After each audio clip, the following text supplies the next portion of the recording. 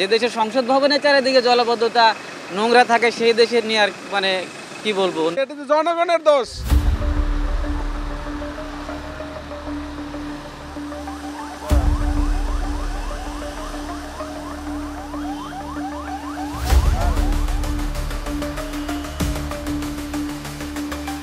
অনেক পানি, রাত 3টা থেকে পানি, মানুষ কাম কাজ হইতে না পানির লেগে। সংসদ ভবনের সামনে থেকে হারামগেট যাবো 80 টাকা চাইলো বৃষ্টির কারণে, বৃষ্টিতে পানি জমে গেছে রোডও। নর্মাল ভাড়া হয়েছে 50 টাকা। দেশের চিত্রটা আসলে মানুষের আসলে ভোগান্তি হচ্ছে, ওইগুলো মনে করেন যানজটের সমস্যা হচ্ছে, জাম লেগে থাকে সময়, ওইটাই। আর এছাড়া মনে করেন আরও সমস্যা হইতেছে।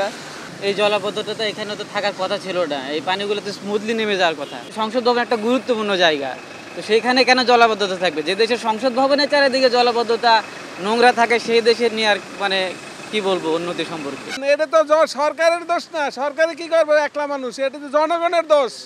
এটা জনগণের দোষ, জনগণের কাজ করে না ঠিক মতন, বুঝছেন, ফাঁকি দেয়, কথা বলছেন না। এটা যে সরকারের দোষ নাই, সরকার কি কইছে এই যে ছাপা করে দেয় না, বুঝেন না। বসুন্ধরা টিস্যু, অশুদ্ধতার বিরুদ্ধে এক বিন্দুও ছাড় নয়।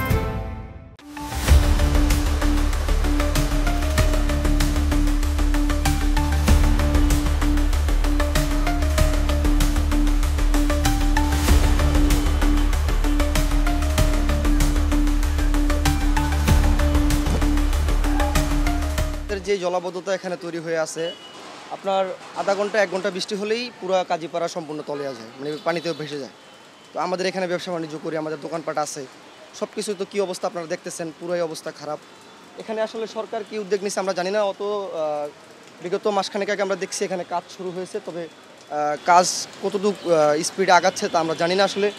তো এখানের যে জলাবদ্ধতা, আমি এইটুকু আপনাদের কাছে আপনাদের মাধ্যমে জানাতে চাই যে এখানের এই জলাবদ্ধতা খুব তাড়াতাড়ি এর একটা নিষ্কাশ করা উচিত, কারণ এখানকার মানুষ খুব কষ্টে জীবনযাপন করছে। আর এখানে আপনারা দেখতে পাচ্ছেন যে রাস্তাঘাট, গাড়ি ঘোড়া, এই যে এখানে একটা বড় গর্ত ছিল, সেটাতে গতবার পানি ওঠার কারণে অনেকগুলো গাড়ি এখানে পড়া গেছে এবং অনেকগুলো মানুষ পড়েও এখানে আহত হয়েছে। সুতরাং আমাদের দোকানপাটে পানিতে তলায় গেছে, এখন আমরা দোকান খুলতে পারতেছি না। যে পরিস্থিতি, আসলে খুব কষ্টের মধ্যে আমরা আছি। আমরা চাই যে এটার খুব দ্রুতই একটা সমাধান হোক।